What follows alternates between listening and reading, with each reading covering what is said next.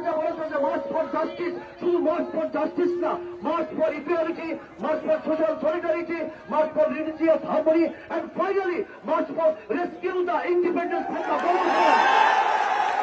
আমাদের বাংলাদেশের স্বাধীনতা বন্দী হয়ে পড়েছে, এই বন্দী স্বাধীনতাকে আজকে মুক্ত করতে হবে যে কোনো মূল্যে। এবং সেই কারণে তোমাদের কাছে আহ্বান যে সকল ছাত্র জনতা একীভূত হয়ে 1952 সালের মতো, 54 সালের মতো, 62 সালের মতো, 69 গণ অভ্যুত্থান এবং 90 স্বৈরাচার বিদায় আন্দোলনের মতো সফল আন্দোলনের মধ্য দিয়ে স্বাধীনতাকে মুক্ত করে বাংলাদেশের মানুষের, ছাত্র শিক্ষক জনতা সকল প্রকারের মানুষের অধিকার নিশ্চিত করতে হবে।